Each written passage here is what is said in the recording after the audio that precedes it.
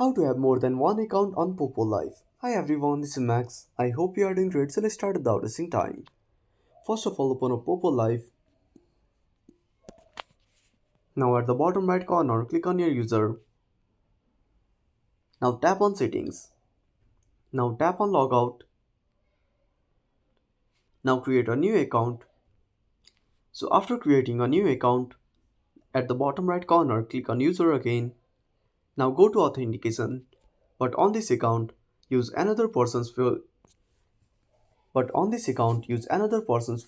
to authenticate. As Poppo Life cannot have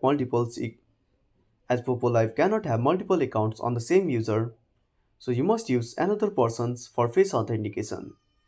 So that's it. If you found this video helpful, smash that like button and subscribe our channel for more awesome content. Have a burning question or a such topic?